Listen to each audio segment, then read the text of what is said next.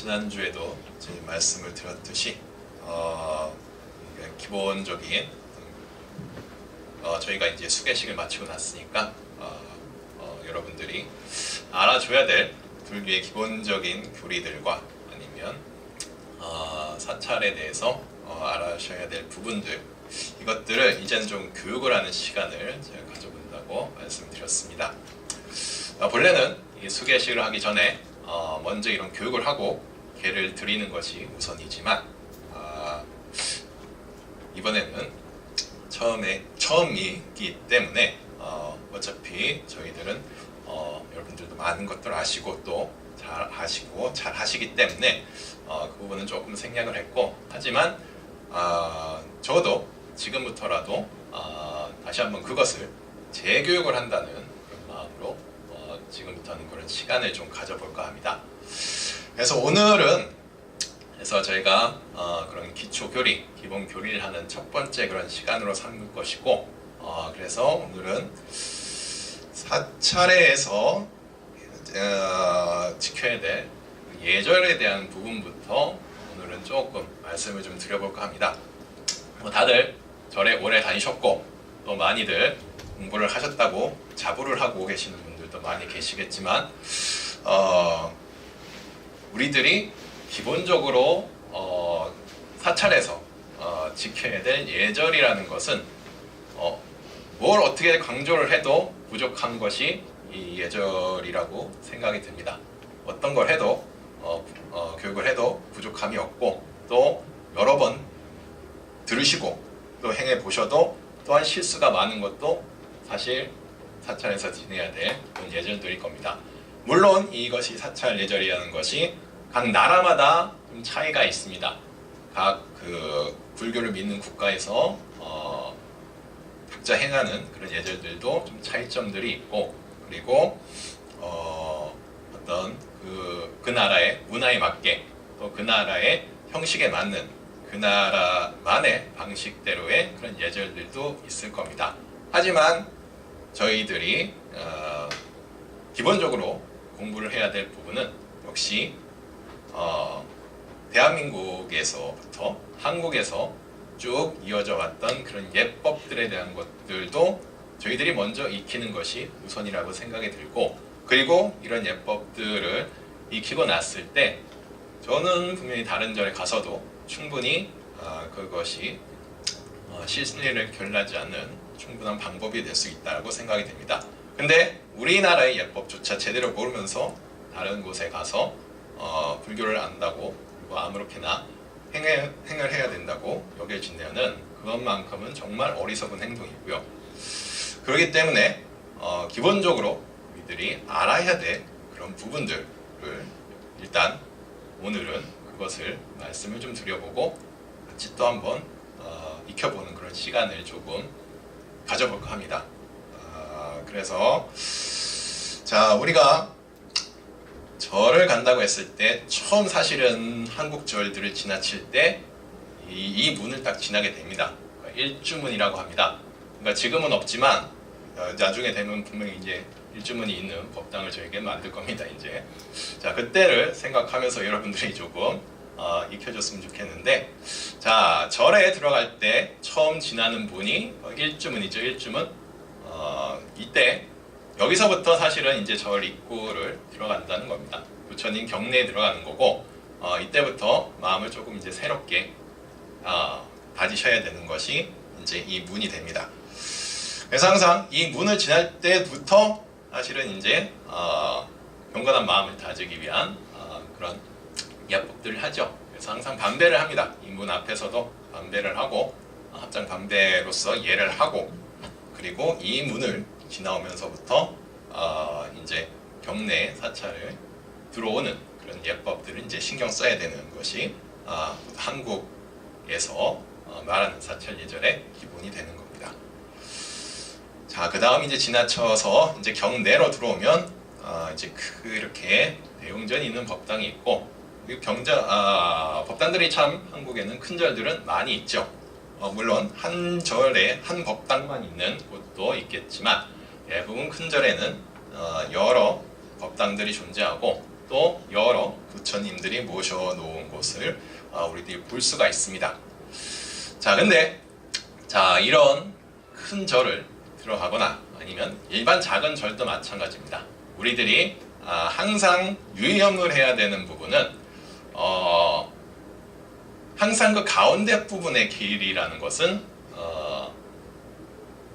스님들과 부처님이 다니는 그런 길이라고 합니다. 그래서 일반 스님들도 사실은 조금 어린 스님들은 이쪽 가운데 길을 다니시면 안 되고 옆길로서 이렇게 다니셔야 되는데, 제가자분들은 이제 이 어간이라는 이 길을 이제 들어섰을 때 바로 이 길로서 통과를 하셔야 되는 게 아니고, 양 옆에 보면은 이 계단들이 있습니다. 또 길이 있고 문이 있고, 일단 제가자분들께서는 이 가운데 길이 아닌 옆에 길로서 이제 통과를 하셔야 되는 것이, 그것부터가 사실은 기본 예법이라고 할 수 있을 겁니다. 자, 이런 것은 뭐 저희들한테 조금 직접 보기 어려운 부분이라 이렇게 생소할 수도 있겠는데, 그렇다면 이런 부분은 일단 제외하고서라도 일단 저희들이 먼저 익혀야 될 부분을 뭐라고 하냐면, 일단 절에 오면 저희들이 이런 형태로 저희 이 법당들이 주로 구성은 됩니다. 법당이 있을 때 부처님이 이제 모셔진 곳이 있고, 그리고 또한 저희들도 이렇게 어간을 이렇게 만들어 뒀습니다. 항상 보면은. 그리고 사실은 보통 보면은 양옆에 이렇게 문들이 있죠. 사람들이 들어올 수 있게. 그리고 보통은 그 어간으로 통해서 들어오는 또 문도, 가운데 문도, 바깥의 문도 또 따로 마련해 있습니다. 이걸 어간문이라고 부르고요. 양 옆에 있는 그런 또 문들이 또 따로 있죠. 그래서 간문이라고 또 이렇게 부릅니다. 그리고 측면에도 따로 이렇게 일반 분들이 들어올 수 있게끔 이렇게 문을 만들어 놓습니다. 자, 어간에 들어오는 분들은 주로 이제 그 절에 큰 스님 분들이, 주지 스님이나 큰 스님 분들이 들어오는 그런 장소고요.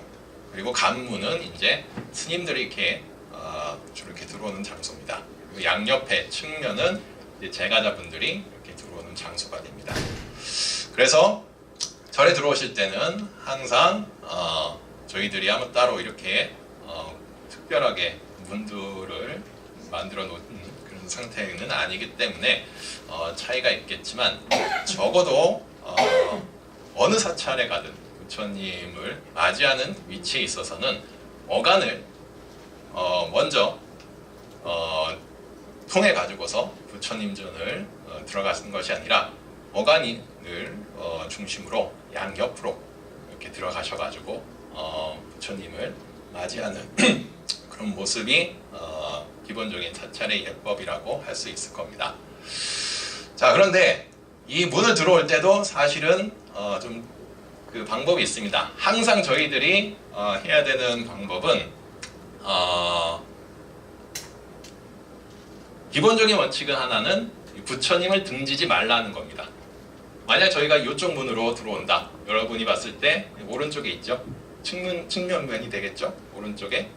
자, 이렇게 됐을 때는 어떻게 들어와야 되냐면, 어떤 발이 먼저 와야 되겠습니까?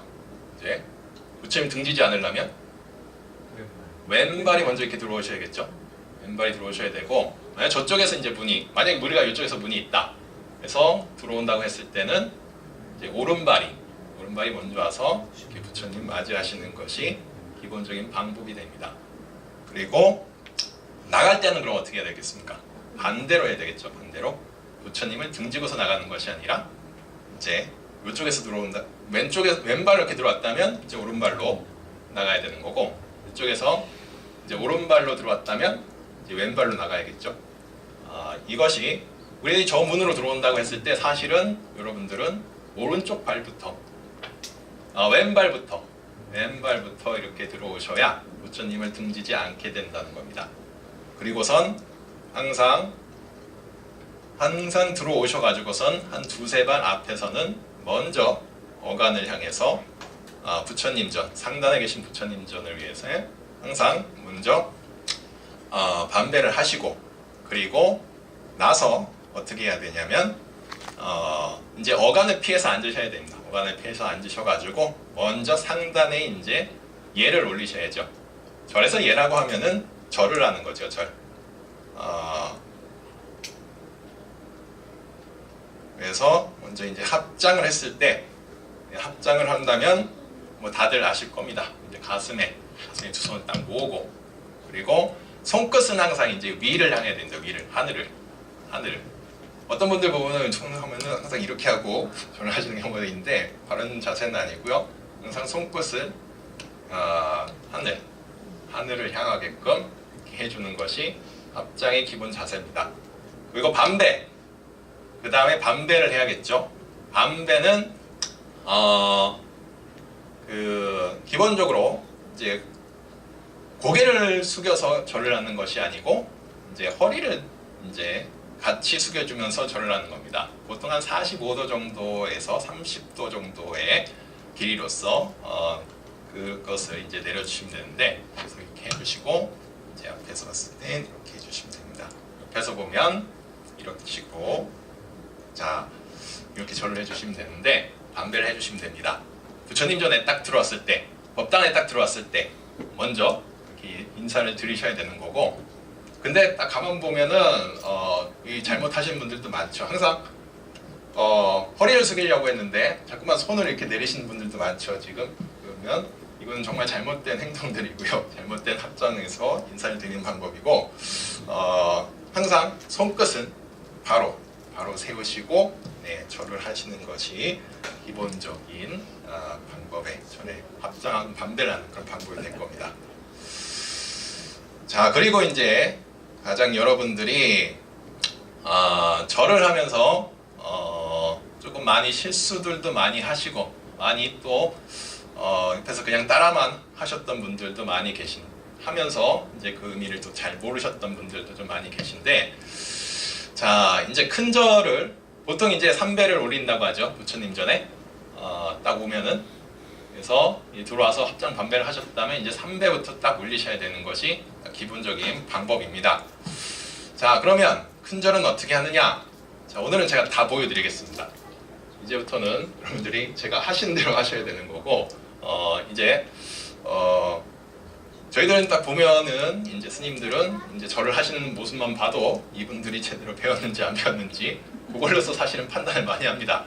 그래서 이 절하는 모습을 어떻게 가지는지에 따라 가지고서 그 절에 그것이 여러분들의 그런 수행 공덕도 역시 같이 볼 수 있는 것이기 때문에 오늘은 제가 모든 걸 좀 알려드리겠습니다.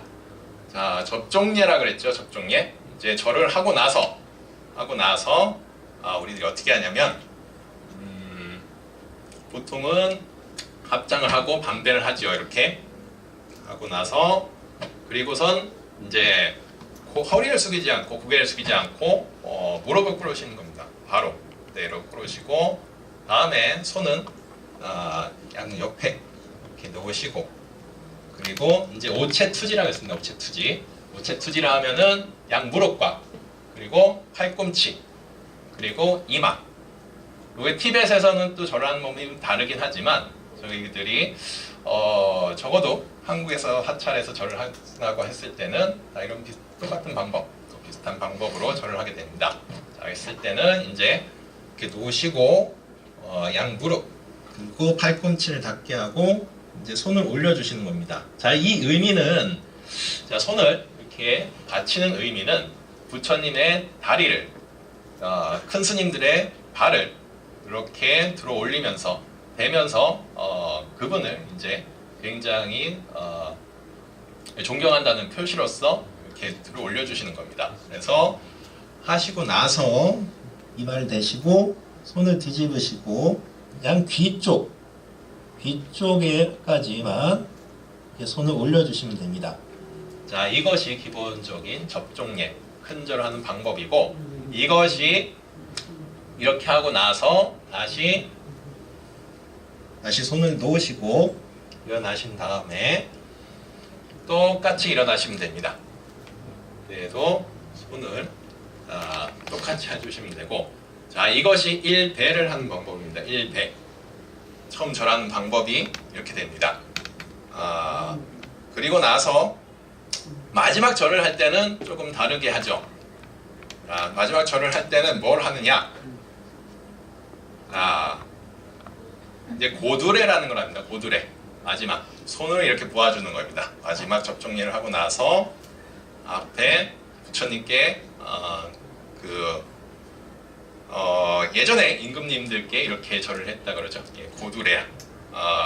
마지막으로 고개를 들어서 그 부처님께 얘를 다시 한번 표하는 방법을 이제 마지막 절 할 때 3대의 마지막에서는 고두레를 하고 다시 일어나는 겁니다. 자, 고두레를 하는 방법은 여기서 이제 접종례를 마지막으로 이렇게 하고 나서 이 상태에서 다시 손을 앞으로 모아주시는 겁니다. 그래서 합장을 하는 겁니다. 합장해서 요 앞에서 그리고 다시 손을 내어주시고 그리고 또 일어나셔서 다시 마지막 합장 반배로서 하는 것이 이제 3배를 하는 기본적인 방법입니다. 자, 이제 앞에서 하는 모습은 이렇게 되는 겁니다. 손끝을 살짝 들어주시면 되는 겁니다. 마지막 절을 할 때는.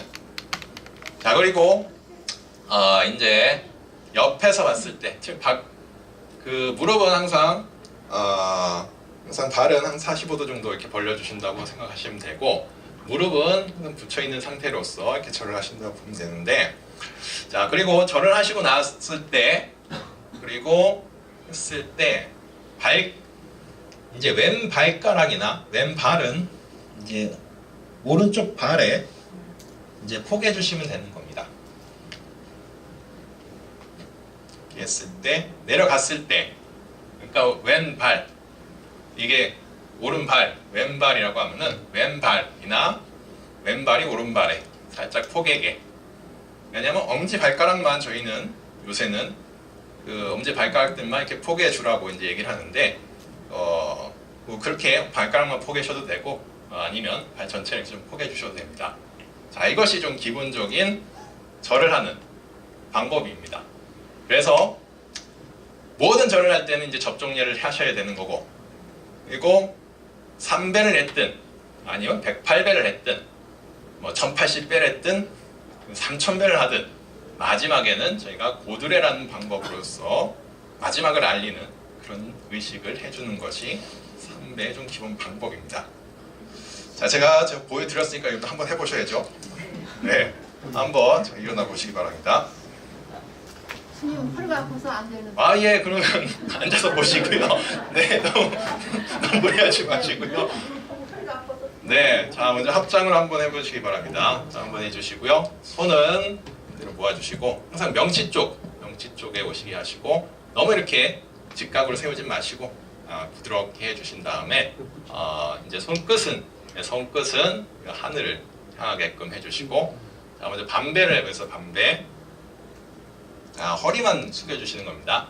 자, 이러면서 항상 보시면 이렇게 손을 이렇게 내리시는 분들도 있어요. 그러면 안 되시고, 또 어떤 분들은 또 과하게 또 기도를 한다고 손을 이렇게만 모으시는 게 아니라 이렇게 해서 그 하늘에 뭐 천지신명께 기도한다 이렇게 얘기하시면서 절을 하시는 분들도 있는데, 자, 그것은 절에서 하는 예법이 아닙니다. 절에서 하는 예법은 너무 이렇게 과하지도 않게 또 너무 이렇게 공손하지 못하지도 않게 부족하지도 않게 항상 그 정도의 중심에 서는 것이 불교의 항상 예법이고 가르침입니다. 그렇기 때문에 저희들은 너무 과하지 않은 모습으로서 절을 하는 것이 절의 기본 자세라는 것을 항상 잊지 말아주시고, 자, 이렇게 해서 합장을 해주셨으면 이제 절을 반배를 해주시고요. 다음 일어나시고, 자, 이제 큰 절을 접종례 큰 절 한번 해보겠습니다.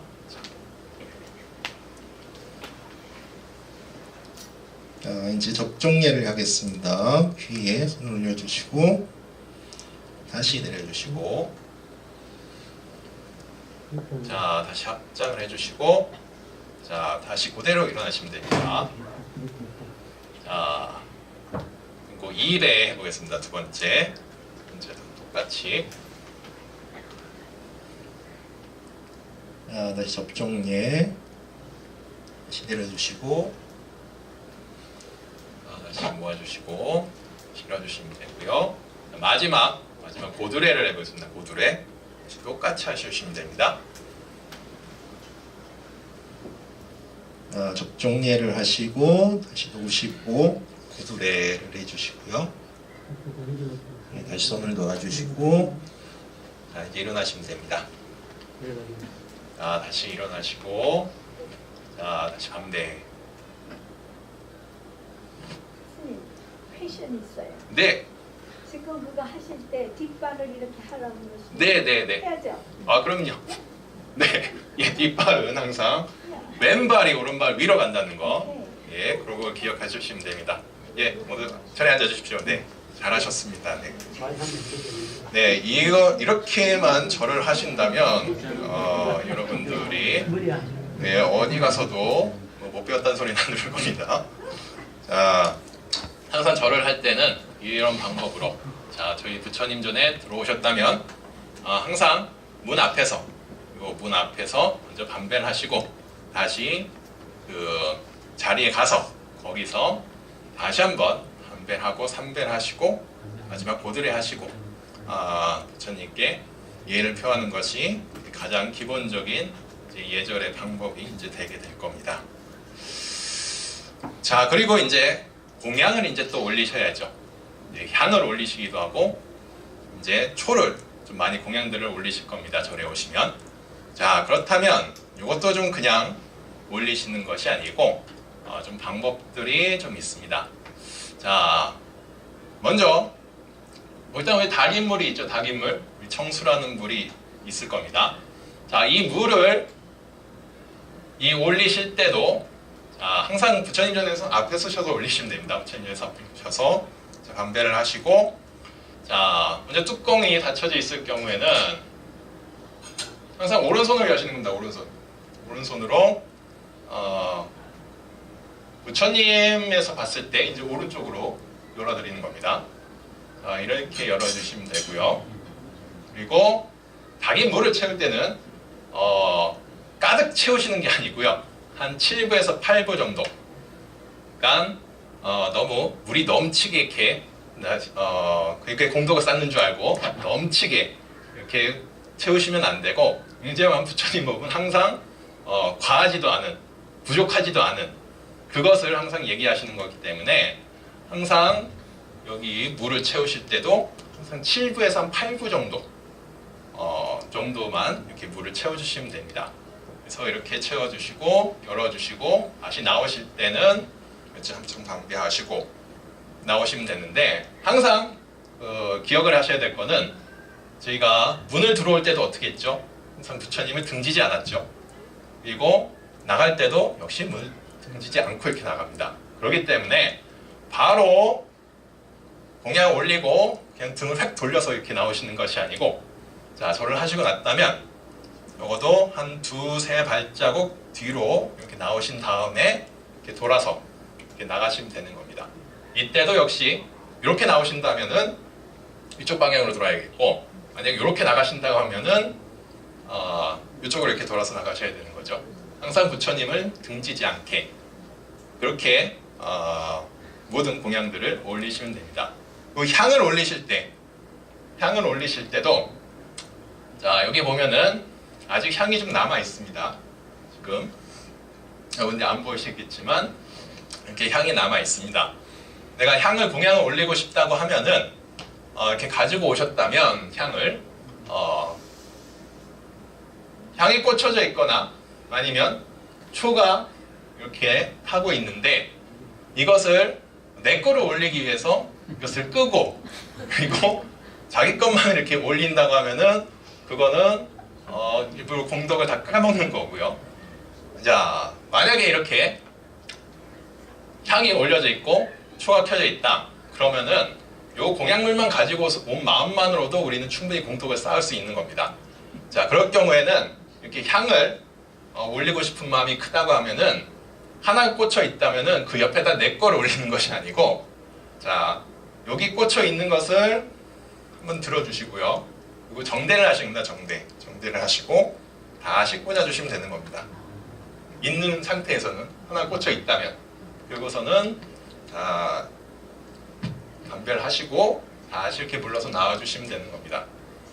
가만 보면은 이게 뭐 다른 나라에서는 좀 차이점이 있습니다. 중국에서 보면은 향을 이렇게 3개를 잡고서 이렇게 올리기도 하더라고요. 근데 막 그쪽은 아마 좀 문화권에 좀 다른 부분도 있긴 한데 적어도 한국에서의 4차에서 예법이라고 했을 때는 항상 그 향이 하나 꽂혀 있다면 그 향을 꺼트리거나 초를 꺼트리고 내 거를 올리는 것이 아니고, 자, 올려져 있는 상태에서는 그냥 그대로 두시고, 그리고 향이 꽂혀져 있다 그러면 그 향을 들어서 정대를 하시면 됩니다. 정대를 하시고 다시 꽂아주시면 되는 겁니다. 향을 올릴 때는 항상 이 정대를 올리시면 됩니다. 붙이고, 뭐 대신 이것을 향을 붙이고 나셔서 입으로 훅 부시거나 아니면 입으로 이렇게 불어서 끄시면 되는 것이 아니고 살짝 이렇게 흔들어서 끄주시면 되고, 이것을 꺼트린 다음에 이렇게 올리셔야지 그냥 올리시면은 향도 금방 이렇게 사그라들거든요. 그렇다면 공덕도 그만큼 빨리 사그라드는 겁니다. 그러니까 향을 붙이시고 올리셨다면 항상 살짝 흔들어서 꺼트려 주시면 됩니다. 그렇다고 경마스럽게 막 이렇게 끈트리면 안 되고 살짝만 한 번만 해도 향은 꺼트리게 되어 있습니다. 그래서 항상 꺼트리고 올려주시고 그렇게 올려주시는 것이 올바른 그 방법이라고 할 수 있겠습니다. 자, 그리고 항상 올리실 때는 또 이것도 아무데나 막가서 이렇게 올리시는 것이 아니고, 자, 먼저 어디에다 올리냐? 붓단에 보면은 상단이 있고 중단이 있고 하단이 있습니다. 그렇다면은 여기서는 저희들은 상중 하단으로 가는 것이 순서가 맞고요. 그다음 부처님도 3분이 모셔져 있다면 또 순서에 맞게 또 옮기셔야 되는 겁니다. 자, 먼저 저희들도 3분의 부처님이 계시죠. 그러면 가운데에 있는 주불에게 먼저 저희가 공양 올리시면 됩니다. 올리시고 그 다음 어디로 가느냐? 저희들 기준으로 봤을 때는 이제 오른쪽, 부처님의 기준으로 봤을 때는 이제 왼쪽이 됩니다. 오른쪽에 계신 부처님께, 우리 비로자나 부처님께 공양을 올려주시면 됩니다. 그 다음에 마지막은 이쪽에 부처님께, 저희들이 석가모니 부처님께 이제 공양 올려주시면 되고요. 그러니까 다계물도 마찬가지겠죠. 먼저 비로자나 부처님께 올려주시고, 노사나 부처님, 다음에 그리고 서가모니 부처님 이렇게 올려주시면 되는 겁니다. 향을 올릴 때도 마찬가지고요. 뭐 초를 올릴 때도 마찬가지고요. 이 순서대로 가면 되고, 그 다음에 다른 부처님이 또 모셔져 있다면 부처님들께 가는 게 맞고, 그 다음에 보살님이 모셔져 있다면은 보살님들께 가는 게 그것이 순서가 되겠고요. 그 다음에 가는 것이 이제 신중단이라는 것이 맞을 것이고, 그 다음에 이제 영단이라는 곳에 모셔져 있다면 그렇게 가는 것이 올바른 순서입니다. 그러니까 부처님께, 다음에 보살님께, 그다음에 신중단께, 신중들께, 아니면 이 영단에 이렇게 지장단이라고도 부릅니다. 이 순서대로 공양을 올리시는 것이 바른 방법이라고 이제 말씀을 좀 드려보고 싶습니다. 자, 어떻게 보면은 한국의 불교는 어떻게 보면은 기복신앙이라는 명칭으로서 많이 이제 얘기들을 합니다. 그것이 어떻게 보면 저희들만의 문화였고, 그것을 또 무시하기 어려운 또 문화였던 것이 사실이라고 생각이 듭니다. 자, 그런데 우리가 기복이라고 했을 때도 기복도 잘해야 기복이지, 엉뚱한 데 가서 엉뚱하게 빌면은 그것은 별로 나에게 도움이 되는, 공덕이 되는 일들은 아마 안 생길 겁니다. 자, 저희들이 여기 붙이는 부처님이 어떤 부처님이죠? 우리에게도 부처님이 있죠, 이분이. 네, 석가모니 부처님이시죠. 이 손모양을 갖고 계시면 다 석가모니 부처님이라고 보시면 됩니다. 흑마축진이라 그래가지고 모든 악마들을 항복을 받는다는 모습의 이게 수인을 갖고 계신 게 이제 석가모니 부처님입니다. 자, 이제 부처님께는 어떻게 기도를 하고 어떤 원들을 세워서 얘기를 해줘야 되느냐? 정말 큰 원을 세우셔야 됩니다. 부처님께는 성불에 대한 원을 세우셔야 되고, 사홍서원에 대한, 그러니까 뭐 부처님께 뭐 내가 뭐 불도를 꼭 이룬다든지 아니면 번뇌를 다 끊는다든지 이런 큰 원들, 성불에 대한 원들, 그리고 내가 다시 윤회하는 이 세계에 태어나지 않겠다는 그런 원들이 깨달음의 원이라 그럽니다. 그 원을 얘기해서 기도드리는 것이 이제 부처님께 드리는, 서가모니 부처님께 드리는 그런 소원입니다. 그러니까 여러분들이 이분께 와가지고 돈 벌게 잘해달라, 그리고 돈 많이 벌게 해달라, 아니면 또 다른 뭐 어떤 것들을 좀 얻게 해달라, 이렇게 해서 기도를 해준다면 굉장히 오랜 시간이 걸릴 겁니다.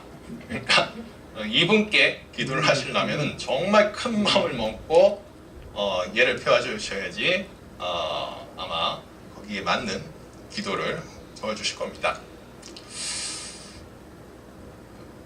자, 그 다음에 이분은 이제 관세음보살님이죠. 관세음보살님. 저기 보면은 저희도 관세음보살님이 모셔져 있습니다. 여기 또 액자에. 자, 관세음보살님은 항상 여기 위에 뭔가 그 아미타 부처님을 이렇게 상징하는 왕관이 있습니다. 왕관 같은 것이. 이것을 쓰고 계시고, 항상 이제 호리병 같은 것을 이제 들고 계시는 것이 이제 관세음보살님입니다. 자, 어떻게 보면 부처님들께 기도를 한다는 것은 내 스스로의 자아를 완성하거나 성불에 대한 그런 가르침을 구하는 그런 모습을 위해서 기도를 한다면, 관세음보살님은 이제 이름 자체가 이제 세속의 소리를 다 들어주신다는 부처님입니다. 그러니까 속세 어떤 고달프거나 어떤 힘들고 어려운 일들, 그때는 이제 여러분들이 이제 관세음보살님께 기도를 올리시면 되는 겁니다. 부처님께는 성불에 대한 그런 마음으로서 기도를 올리신다면, 우리들의 고통에 대한 부분을, 힘들고 어려운 일들을 이제 얘기하고 싶을 때는 이제 관세음보살님께 다 이제 얘기하시면 되는 겁니다. 그래서 관세음보살님의 기도를 한다고 했을 때는 그 부분들을 생각해 주시면서 하면 되고요. 자, 이분이 누구죠? 자, 아미타 부처님은 어떻게 항상 기억하라면 돈 달라는 모습으로서 항상 저희들에게 다가온다 그랬죠. 항상 손을 이렇게 모아주시는 부처님. 네, 항상 이 모습으로서 있는 부처님들은 다 아미타 부처님이라고 보시면 됩니다. 손을 이렇게 모아주시는 부처님들, 이렇게도 모아주시고 이렇게도 모아주십니다. 예, 이렇게도 모아주시고, 예, 항상 이렇게 손을 모으고 계시는 분은 이제 아미타 부처님이라고 이제 생각하시면 쉽습니다.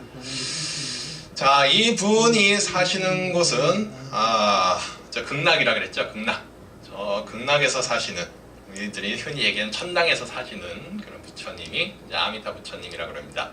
자, 이분이 어떤 그 원들을 세우셨냐면, 어떤 중생이라도 내 국토에 태어나기를 원하면 10번만 내 이름을 부르면 그렇게 태어날 수 있다고 이제 얘기하셨을 겁니다. 그래서 거진 이제 돌아가셨을 때, 그리고 많이 몸이 힘들어서 이제 내일을 기약하기 어려우신 분들이 기도할 때는, 자, 이분을 찾으면서 기도를 하시면 되는 겁니다. 근데 기복을 한다 그랬으면 좀 알고 기도를 해야겠죠.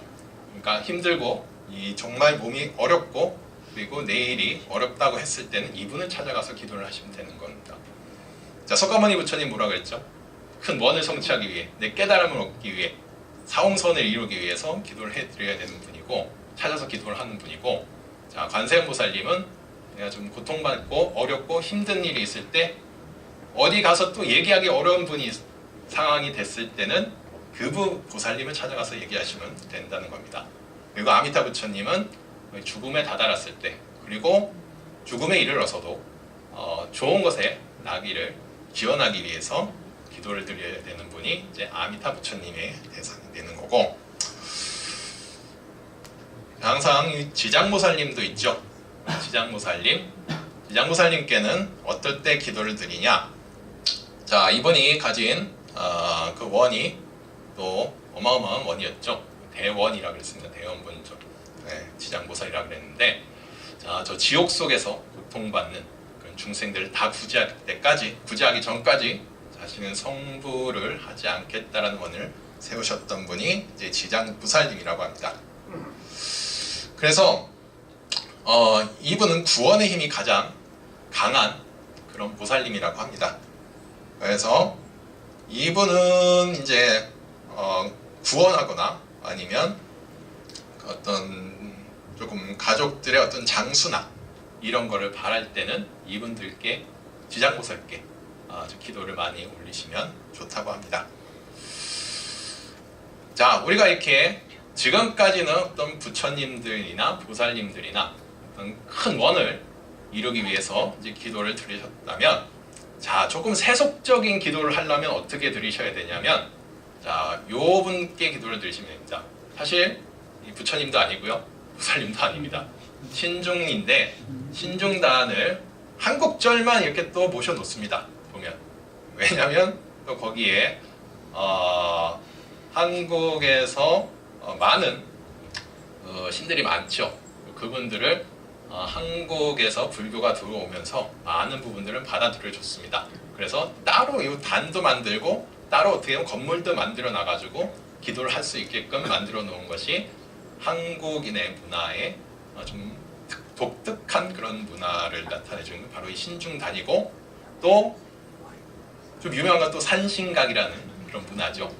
이 본래는 경전이나 부처의 가르침에 따르는 것은 아니지만 그래도 한국인에게 조금 많이 사람들에게 사랑받고 또 원하는 부분들이 있을 때는, 자, 이쪽을 찾아가서 기도를 많이 올리시면 되는 겁니다. 그러니까 부처님한테 좀 바라기 좀 모호한 부분들이 있잖아요. 아까도 말씀드렸듯이 좀 돈 좀 많이 벌게 해달라, 아니면 좋은 사람 좀 만나게 해달라, 이런 그런 소원들을 얘기할 때는 바로 부처님이나 보살님들께 얘기하는 것이 아니라 이분들께, 일단 부처님들께는 그 경배의 예를 일단 표하시고 나서 그 다음에 이분들께 가서 이제 간절하게 원하시면 됩니다. 간절하게 나의 것들을, 소원들을 얘기를 해주신다면, 근데 이분들은 이제 공양물들 많이 바치셔야 됩니다. 많이 바친 만큼 그 소원을 들어주신다고 하기 때문에 이분들에게 기도할 때는 많은 공양물들과 함께 기도를 올리시는 것이, 부처님들한테도 뭐 공양 많이 올리셔야겠지만 특히 그래서 한국에서는 초하루라는 날을 좀 많이 신경을 씁니다. 음력 초하루, 음력 매월 1일, 첫째 달, 첫째 일. 그래서 초하루, 첫째 일부터 뭐 3일, 아니면 7일, 또 그래서 뭐 초 3일, 초 7일 뭐 이렇게 기도를 많이 하는데, 특히 이날 돼서 좀 많이 기도를 올리는 게 이분들 신중 기도를 좀 많이 올립니다. 그래서 좀 나에게 당장에 뭔가 급한 일이 있구나, 그리고 당장에 뭔가 바로 성취를 되겠다는 그런 원이 크시다는 분들은, 자, 일단 부처님께 먼저 예배는 드리고 그 다음에 정성스럽게는 이분들께 기도를 올리신다면 아마 조금은 더 효과적인 그런 기복신앙을 하실 수 있는 방법이 될 겁니다. 자, 부처님, 자, 이게 한국 불교만의 특징이기도 하지만 또 그것이 뭐 기도의 방법이 너무 세속적이지만 속되지만 않다면 그 또한 소원이 이루어질 수 있는 가능성이 높다고 할 수 있을 겁니다. 자, 어쨌든 저희들이 오늘은 조금은 좀 간단하게 좀 말씀드렸습니다. 왜냐하면 저희들 공간도 사실은 그렇게 좀 협소한 편이고 또 많은 부분들을 갖추지 못하기 때문에 여기에 맞게끔만 이렇게 말씀을 좀 드렸습니다. 그래도 저희들이 기본적으로 알아야 된다는 부분을 적어도 절에 어떻게 들어오는지, 그리고 공양물을 어떻게 올려야 되는지, 그리고 그 공덕을 어떻게 빌고 어떻게 또 성취를 하기 위해 노력해야 되는지, 이것부터 저희들이 먼저 알고서 거기에 맞게끔 우리들이 공부를 시작하는 것이 맞다라고 좀 말씀을 드려보고 싶습니다. 누군가에게, 그리고 어떤 가르침을 배우기 위해서는 그 가르침에 적어도 감사하는 마음을 표할 줄 알고 그 대상에게 고마운 마음을 표할 줄 아는 마음을 갖고서 그 가르침을 대했을 때 그 가르침이 저희들에게는 조금 더 효과적으로 다가올 수 있고, 그것이 더 크게 우리들에게 큰 작용으로서도 다가올 수 있게 될 겁니다. 자, 그래서 아마 다 이제 기억을 삼배를 어떻게 하는지 다 아실 거고, 이제 절에 어떻게 발을 들여놓아야 되는지도 아실 거고, 그리고 들어오셨으면 어떻게 공양물을 올리고, 어떻게 이제 박인물을 올리고, 점수를 올리고, 그리고 어떤 순서로 이제 드려야 되는지도 이제는 아셨을 겁니다. 항상 이제 절에서는 우선이 되는 건 부처님이시고, 그 다음이 이제 보살님이 됩니다. 그 다음이 이제 신중, 나머지 신들이 되는 거고, 다음이 이제 그 돌아가신 영가들을 위한 그런 기도를 해주시면 되는 겁니다. 자, 이 순서만 여러분들이 좀 잘 기억하고, 절을 하고 끝맺는 것이 어떻게 되는지 잘 아시고, 이것만 잘 기억을 해주신다면 어디 가서든 적어도 못 배운 불자라는 얘기는 안 들으시게 될 겁니다. 자, 오늘 사찰 예절에 대한 이런 부분들을 조금 간략하게 좀 말씀드렸습니다. 이것이 처음이라고 생각이 들고, 자, 앞으로는 계속 이 부처님의 이제부터 좀 기본적인 교리라든지 가르침의 내용이라든지 이것들을 같이 좀 배워가는 그런 시간들을 쭉 가질 겁니다. 이것이 아마 이번 올해 말 정도까지는 아마 이 시간이 아마 계속될 거라 생각이 들고, 네, 그 정도 될 거라 생각이 들고요. 자, 다음 주에는 이제 불교를 왜 믿고 부처님의 가르침을 왜 따라야 되는지에 대한 그런 것을 이제 얘기하는 그런 시간들을 가져보겠습니다. 네. 스님, 인등에 대한 것도 좀 설명을 잠깐 해주시면. 자, 인등이 있고요, 연등이 있고요. 여러 부분들이 다 나누어져 있습니다. 자, 근데 인등 같은 경우는 주로 이제 이끌어준다는 겁니다. 이끌어준다는 거. 그러니까 좋은 방향으로 이끌어주는 것을 기도를 드린다고 했을 때는 주로 인등 기도를 많이 올리시죠.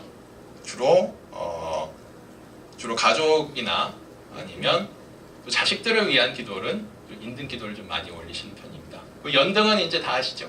이제 초파일 때 부처님께 그냥 올리는 것이 연등이 되고요. 그런 차이들이 좀 있습니다. 네. 스님, 저기 말씀 좀 여쭙겠습니다. 네. 다리가 아파서 좀. 예, 앉아서 말씀하세요. 앉아서.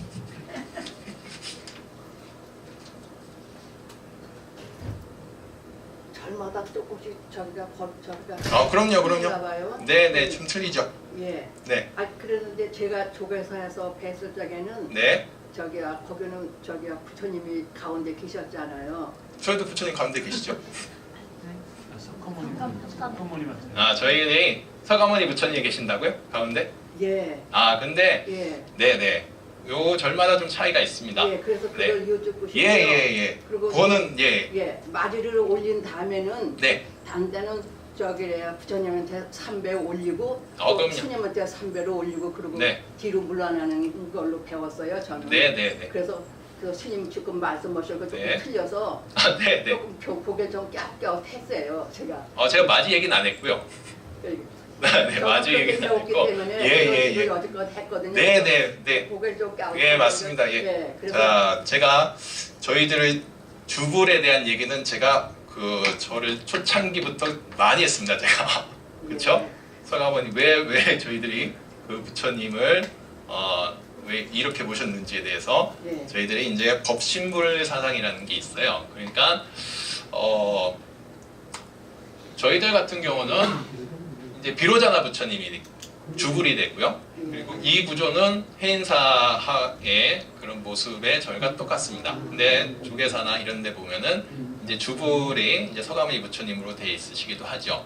그런데 이제 그 상징하는 부분들이 좀 많이 다릅니다. 그 절마다 틀려. 네. 그래서 이렇게 부처님들이 모셔져 있을 때, 뭐 비로자나 부처님이 있고 이 노사나 부처님이라 그럽니다. 그리고 서가모니 부처님이 있다고 했을 때는 이 순서대로 그 부처님을 배치하는 것이 원칙입니다. 왜냐하면 비로자나 부처님은 이 법 자체를 상징하시는 분이 되고요.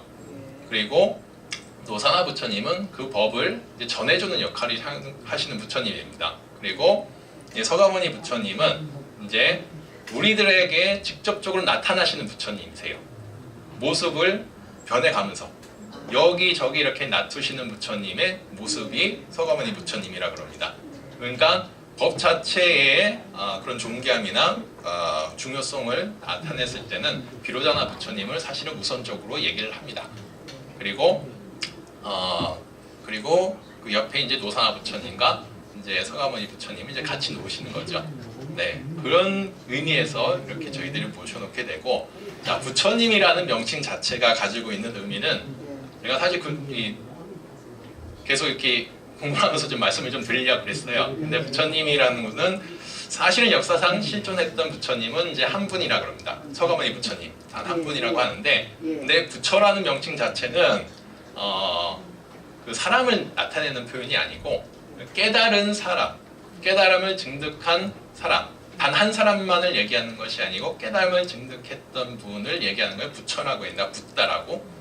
그렇기 때문에 근데 저희들이 생각해 봤을 때 과연 이 서가모니 부처님 한 분만 깨달음을 얻을 수 있었겠느냐? 그 전에도 있을 것이고 이후에도 분명히 깨달음을 증득했던 분들이 나타나실 것이라는 것이 이제 대승불교의 어떤 기본 사상입니다. 이제 남방불교나 저쪽 상자불교 쪽에서는 좀 다른 요거보단 서가모니 부처님만을 좀 우선시하는 부분들이 있긴 한데, 저희들이 어쨌든 이것이 세월이 지나오면서 대승불교라는 불교권에서 나타냈을 때는 부처님이 단 한 분만이 존재했을 거라는 얘기는 이제 그것보다는 더 넓게 폭넓게 얘기하는 것이 대승불교권의 얘기가 되는 겁니다. 그러니까 부처님 한 분만 있지는 않겠죠. 깨달은 사람이. 그렇죠. 그렇죠. 그러니까 이렇게 부처님들 많이 모셔주게 되고, 그리고 그 의미에 따라 가지고서 저희들이 부처님의 배치를 좀 다르게 하게 되는 겁니다. 네. 그래서 이 비로자나 부처님이 계시다면 항상 이분이 항상 주불이 되는 겁니다. 네. 예, 되시겠죠? 예. 네, 이 부분들은 제가 또 다시 이렇게 공부를 하면서 좀 더 자세히 좀 말씀을 좀 드려볼게요. 네. 알겠습니다. 예. 자, 오늘은 이제 예절에 대한 부분들을 좀 말씀 주셨습니다. 자, 우리들이 복을 빌거나 그리고 그 가르침을 받기 위해서 가장 첫 번째 해야 되는 것은 우리들이 예절을 잘 지키는 일이라는 말씀을 좀 드려보고 싶고, 오늘은 그 첫 번째 순서였다는 말씀을 좀 드려보고 싶습니다. 그래서 앞으로 다음 주는 저희가 불교를 왜 믿어야 되는지, 부처님의 가르침이 왜 중요한지에 대한 그런 이야기들을 말씀드릴 것을 얘기 드리면서 오늘 그 얘기는 여기까지 하도록 하겠습니다. 감사합니다.